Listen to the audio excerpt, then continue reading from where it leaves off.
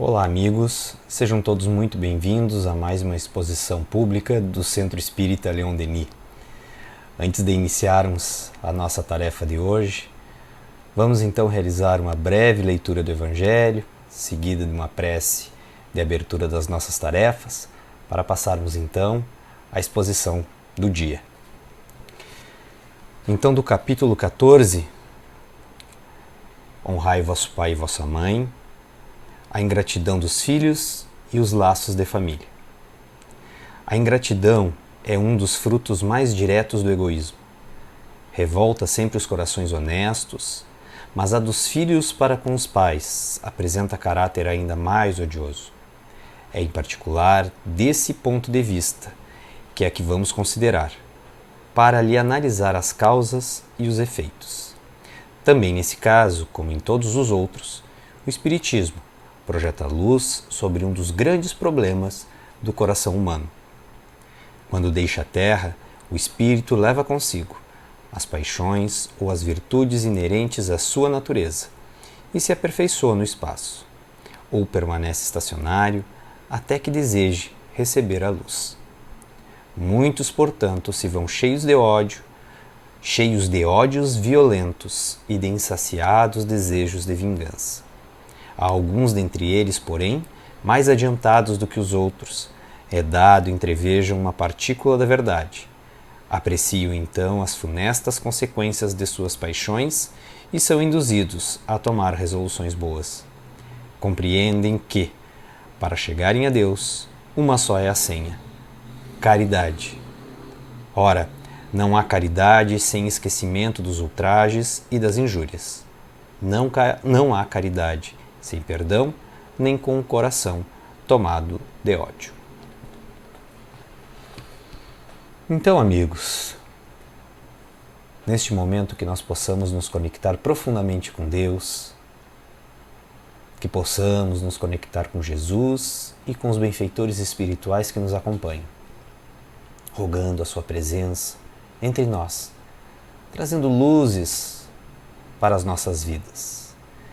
Em especial nesse momento, que nos abracem e nos conduzam em uma jornada de reflexão para nutrirmos em nossas almas os ensinamentos que Jesus nos deixa como legado, este Espírito em perfeição que nos envolve, que nos conduz e que nos aponta o caminho certo e seguro de rumar.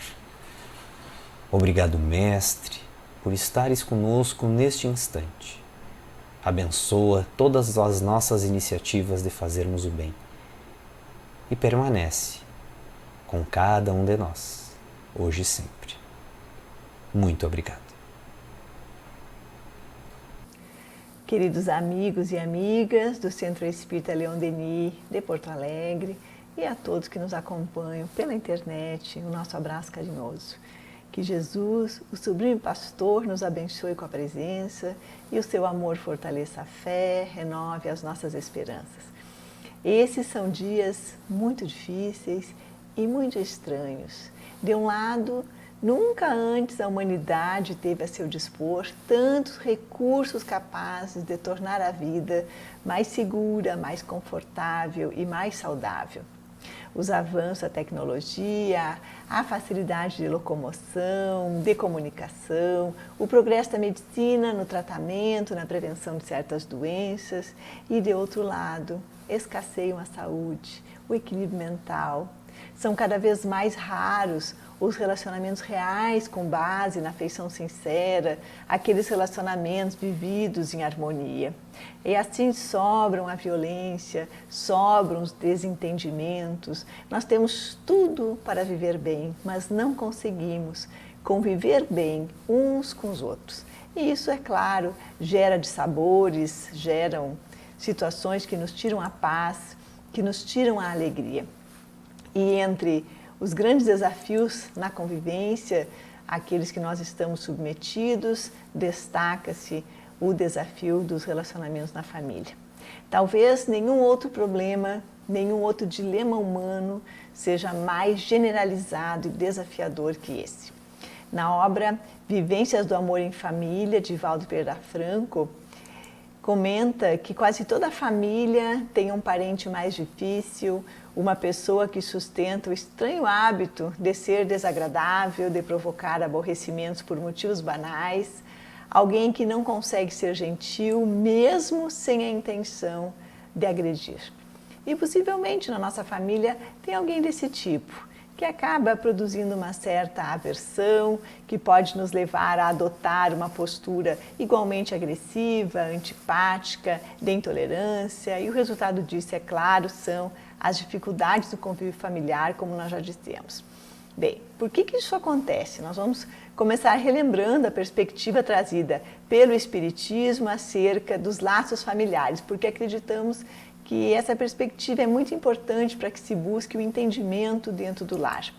Então, lá no capítulo 14 do Evangelho segundo o Espiritismo, Allan Kardec explica que os que encarnam numa família, sobretudo como parentes próximos, são, as mais das vezes, espíritos simpáticos, ligados por anteriores relações, que se expressam por uma afeição recíproca na vida terrena, ou seja, a maioria dos espíritos que reencontramos na nossa família corporal são antigos conhecidos com os quais, além dos laços corporais, nós temos os chamados laços espirituais, que são laços de afeto e simpatia recíproca.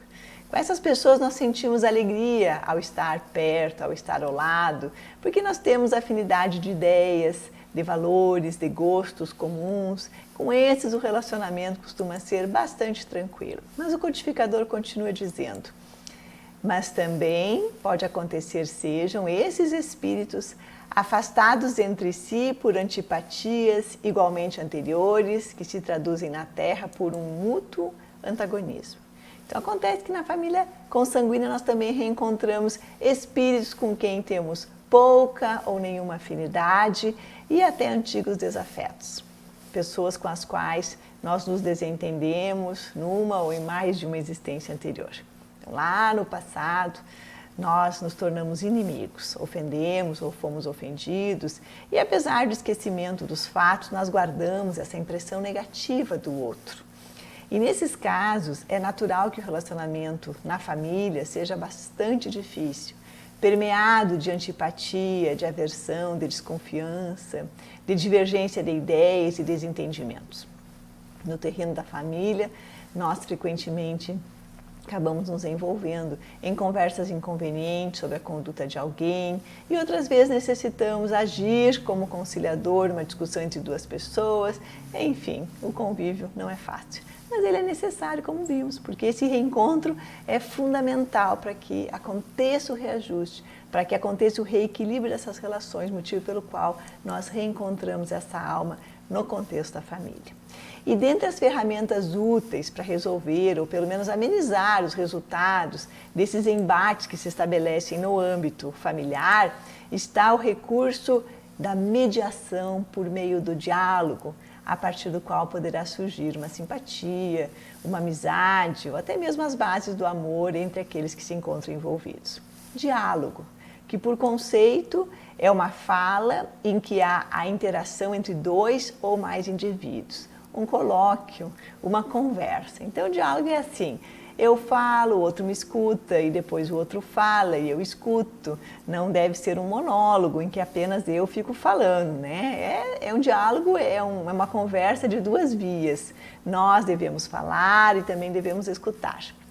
E vocês conhecem, ouviram falar de alguém que tenha demonstrado em todos os momentos essa capacidade de dialogar e resolver conflitos? Não respondam ainda, vou dar mais algumas pistas. É alguém que sempre atendeu, que sempre conversou com todos que o buscavam, fossem amigos, fossem adversários arrogantes, fossem pessoas simples do povo, lavradores, crianças, velhos, doentes. Alguém que tenha dialogado com ébrios, com adúlteras, que não fazia distinção, que não olhava o sexo, o comportamento, o partido, as mazelas daquele que estava se dirigindo a ele. Era também alguém que esclarecia com lindas parábolas, utilizando elementos do cotidiano do povo da época para se fazer entender. esclarecia com discursos otimistas, reveladores sempre de grande bondade, de muita misericórdia, em linguagem perfeitamente compreensível a todos. De quem será que estamos falando? Nós estamos falando, é claro, de Jesus. Jesus é o mediador por excelência. E pensando nisso, enquanto preparava esse trabalho, eu fiz uma pequena revisão em obras de autores espirituais que relatam os detalhes dos diálogos de Jesus, sobretudo Ney Lúcio, Amélia Rodrigues, Humberto de Campos. Eu fiz uma revisão atenta assim, ao modo como ele se dirigia àqueles com quem conversava. E a gente percebe que ele começa, a conversa começa sempre com alguém fazendo uma pergunta, por vezes em tom desafiador, ou então alguém que se queixa de uma situação, se queixa de uma outra pessoa, ou se refere a Jesus, conversa com ele, se dirige a ele, criticando o comportamento ou contando que foi criticado pelo seu comportamento. E o mestre, em todos os momentos, escuta o seu interlocutor e antes de começar a falar, vejamos como é que está descrito o seu comportamento nessas obras. Olhou com ternura, pousou os olhos lúcidos no interlocutor, fixou nele os olhos calmos, fixou o olhar amoroso sobre a comunidade. Então nós vemos que, antes de mais nada, Jesus olhava para as pessoas, né? Jesus olhava com carinho, com aquele olhar de interesse, com aquele olhar de misericórdia. E depois falou depois de um silêncio. Refletiu por minutos longos e contou. Aguardou um instante, fez uma pausa e concluiu. Então, os autores dão a entender que Jesus pensava muito bem no que iria dizer e que também dava tempo para as pessoas digerirem, assimilarem as lições que ele ia passando aos poucos. E somente depois é que ele se manifestava. Como é que Jesus se manifestava? Vamos ver como é que está descrito lá nas obras. Falou compassivo, narrou com simplicidade, contou sereno, sorriu com bondade e falou, comentou com ternura, esclareceu com generosa firmeza, concluiu generoso. O fato é que não se lê que ao estabelecer um diálogo, Jesus estivesse apressado, que ele estivesse irritado, desatento, decepcionado. É claro que Jesus imprimia nas palavras a marca da sua pureza espiritual. Assim, o Cristo é o paradigma pelo qual podemos pautar todas as nossas ações com muita segurança. Ele é a nossa meta. Por enquanto, ao estabelecer um diálogo, nós podemos, pelo menos, olhar nos olhos, né? Não olhar no celular, como frequentemente nós fazemos, e nem olhar para os lados. Nós podemos começar pensando um pouco antes de responder, antes de agir. Mesmo que a gente não consiga a melhor forma de expressar, mas nós podemos fazer um exercício. Pensar um pouquinho antes de responder. Quando respondermos, que a gente consiga usar uma linguagem simples, uma linguagem clara e passar a nossa mensagem da forma mais tranquila possível. Nós vemos que na atualidade há muitos mediadores, modernos mediadores, e eles têm muito a nos ensinar para que a gente consiga chegar, alcançar esse modelo de perfeição que é Jesus. E um desses mediadores, em que eu também pesquisei para embasar esse trabalho, chama-se William Ury. William Ury é um antropólogo norte-americano, ele é especialista em negociação, é autor de vários livros sobre o assunto, ele é cofundador de um programa de negociação da reconhecida Universidade Harvard. Ury trabalhou como mediador de conflitos no Oriente Médio e em vários países do mundo. Ele tem uma obra, onde eu pesquisei bastante, chamada Como Chegar ao Sim com Você Mesmo. E ali ele conta que ele passou muitos anos estudando esse assunto, observando a si mesmo e analisando as experiências alheias. E depois, então, ele reúne tudo que aprendeu em um método de 6 passos que ele considera de grande valor para o sucesso em um processo de mediação, em que se pretende chegar a uma finalidade boa para todos. Para que no momento em que surge a divergência de ideias, em que surge a má interpretação de alguma atitude, ou em que esteja em risco a disputa de uma posição, a disputa de um título, a situação possa ser resolvida e se restabeleça o equilíbrio e a paz. E ele vai dizer que esse método serve tanto para grandes conflitos e ameaças de conflitos mundiais, como para os pequenos e desgastantes conflitos do cotidiano, daqueles conflitos do dia a dia que surgem naturalmente em qualquer interação. Então eu vou trazer aqui para nós algumas conclusões do autor. Ele diz, por exemplo, quando alguém me pergunta qual é a habilidade mais importante de um negociador, respondo que, se eu tivesse de escolher apenas uma, seria a de se colocar no lugar da outra pessoa. Então, segundo ele, não há melhor maneira de conhecer os outros do que ouvi-los com empatia, como fazem assim os amigos mais chegados. E ele ensina que ouvir com empatia é mais profundo do que apenas observar. Que observar é ver de fora, enquanto ouvir é sentir por dentro. Que observar proporciona uma visão à distância, enquanto ouvir oferece uma compreensão íntima. E ele aí conclui que a observação gera a mesma compreensão de um cientista que examina um inseto ao microscópio, ao passo que ouvir com empatia gera a compreensão de como é ser um inseto. Então trata-se de se colocar no lugar do outro e descobrir como é o mundo sob o olhar daquele outro. De tentar descobrir como é ser essa pessoa. Como seria se eu tivesse vivido a vida dela? Como eu reagiria, como eu agiria se eu tivesse vivido a vida dela? Então, para isso, é claro, é preciso ouvir com paciência, com interesse, valorizando tudo aquilo que o outro nos diz, tudo aquilo que ele expressa. E é apenas a partir dessa escuta atenciosa que nós poderemos chegar a compreender o outro. E se realmente conhecemos o outro e o que ele quer, naturalmente fica muito mais fácil chegar a um acordo. E o autor explica que se quisermos conhecer melhor os outros e as suas preocupações, talvez não haja melhor preparação do que desenvolver a autoconsciência, conhecendo a nós mesmos. Bem, e quando ele trata desse assunto, de conhecer a nós mesmos, ele cita um estudo liderado pelo psicólogo David de Steno, um estudo feito com 39 voluntários.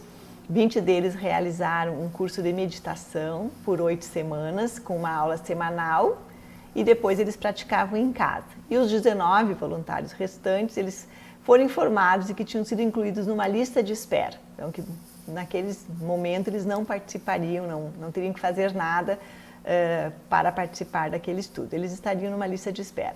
E no fim das 8 semanas, todos foram convocados para um experimento, que consistia no seguinte: ao entrar numa sala de espera, cada participante encontrava 3 cadeiras e 2 delas já estavam ocupadas por pessoas, claro, que trabalhavam para o experimentador e que deveriam permanecer sentadas durante todo o experimento.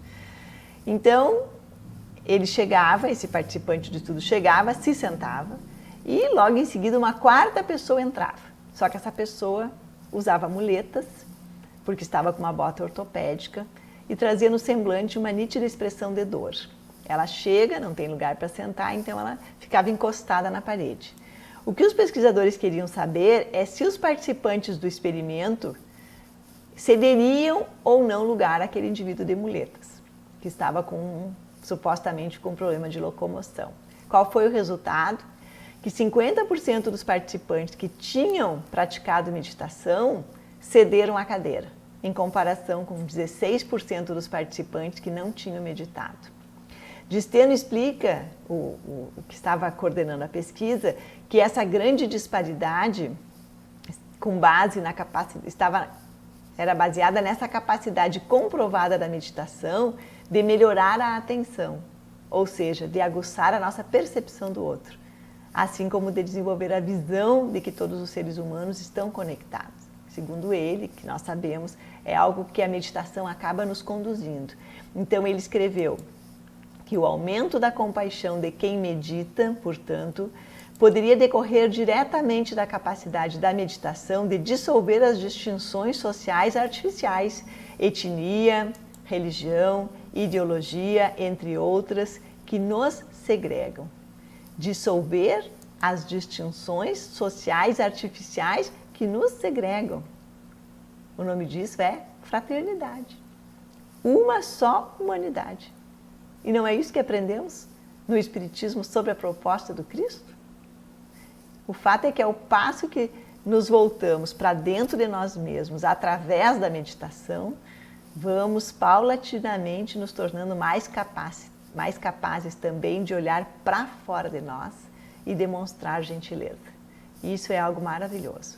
Eu trouxe esse estudo para destacar esse valioso recurso que para muitos de nós ainda é desconhecido, que é o recurso da meditação. Usado inclusive por Jesus, que frequentemente se retirava do burburinho, né? Se retirava da multidão e ia para o deserto. Será que era um lugar geográfico? Claro que não. Eu acredito que essa seja uma prática que devemos conhecer e utilizar, tendo em vista os inúmeros benefícios que a ciência vem demonstrando e que é reconhecida e que é citada, inclusive em obras por autores espirituais como André Luiz, Emmanuel e Joana de Ângeles. A meditação, então, treina a capacidade de prestar atenção. Nós treinamos o nosso cérebro para que os pensamentos não nos perturbem, para acalmar a mente e fixá-la no presente. Assim desenvolvemos essa capacidade de estar atentos, de estar focados, o que vai possibilitar um momento presente mais tranquilo e muito mais lúcido.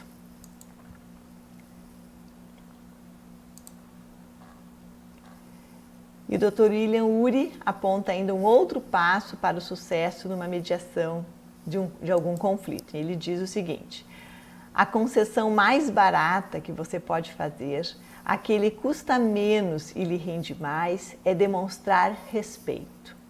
Respeitar significa dar atenção positiva e tratar o outro com a dignidade com que você gostaria de ser tratado. Respeite os outros. Isso aqui não me é estranho. Parece que já ouvi antes também. Fazer para o outro o que você gostaria que fizesse para você. Bem, queremos chegar a uma solução para um conflito, então não há maneira mais eficaz do que começar demonstrando o respeito que todo ser humano merece. Para respeitar os outros, não é preciso aprovar o comportamento da outra parte, nem mesmo gostar das pessoas. Aceitar as pessoas que nos rejeitam ou nos atacam não significa ignorar a justiça, não significa ignorar o mal, mas demonstrar respeito pela sua humanidade.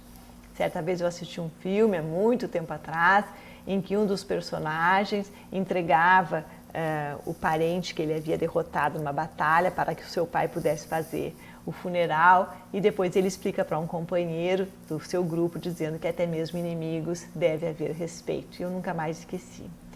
O problema é que num relacionamento hostil, isso é algo muito difícil de se conseguir. Talvez seja a última coisa em que pensamos, porque nós temos a tendência de considerar que a outra parte não merece o nosso respeito e que primeiro precisa conquistá-lo.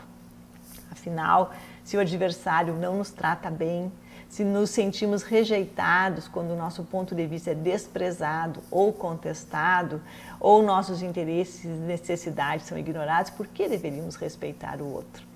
Naturalmente, nós também rejeitamos. Se nos sentimos atacados, por impulso, também atacamos. Nada é mais humano do que erguer barreiras defensivas ao nosso redor quando nos habituamos, quando nos sentimos atacados. Isso acaba produzindo, assim, um ciclo interminável de disputas, de discussões e, é claro, também de infelicidade.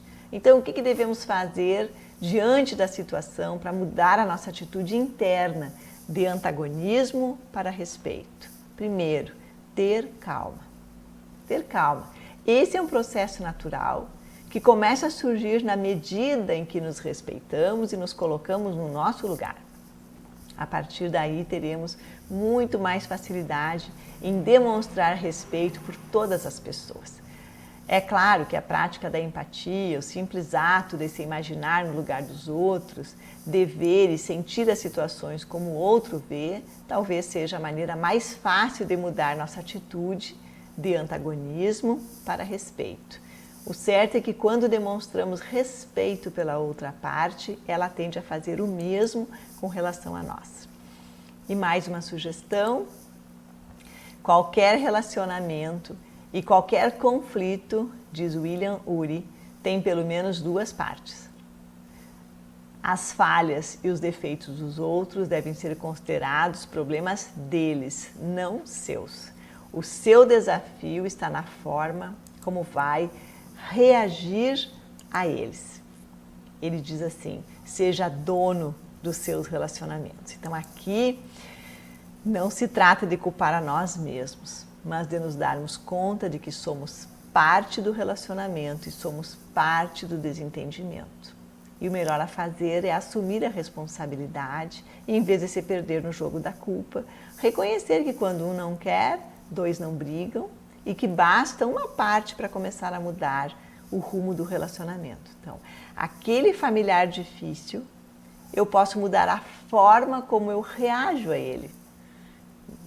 Portanto, nós somos parte da solução. Está em nossas mãos a possibilidade de modificar a situação. E, finalmente, ao nos tornarmos mais conscientes de que as experiências não se prolongarão para sempre, reagiremos com menos intensidade a situações de conflito. Afinal, qualquer que seja o problema, ele também vai passar. Ou seja, isso também passa. E essa colocação, essa expressão eu também já escutei em outro lugar. Mas será que passa mesmo? O sofrimento, a dificuldade de toda ordem, as enfermidades vão passar? Sim, vão. Graças a Deus, tudo passa.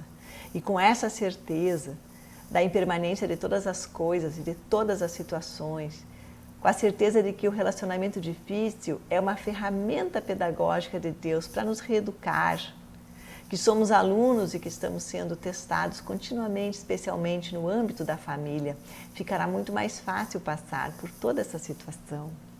E quando diante de um conflito, de uma divergência, de um desentendimento no relacionamento, decidimos o que fazer sem pensar, levados por aquele impulso natural que surge, nós estamos nos comportando e fazendo como um aluno que marca a resposta na prova sem ter lido direito as opções, sem sequer ter entendido a pergunta.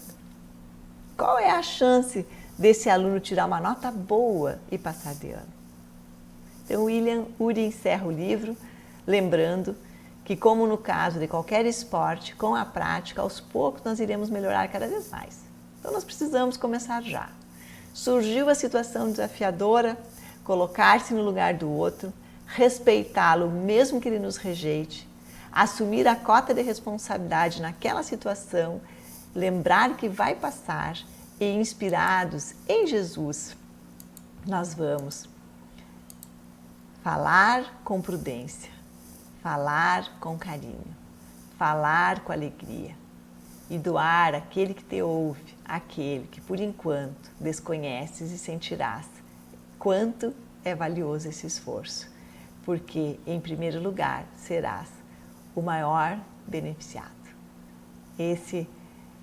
Com essa fala, que está lá na obra Horizontes da Fala, nós encerramos o nosso trabalho com muita gratidão pela atenção de todos vocês e pedindo a Jesus que nos ampare hoje e sempre.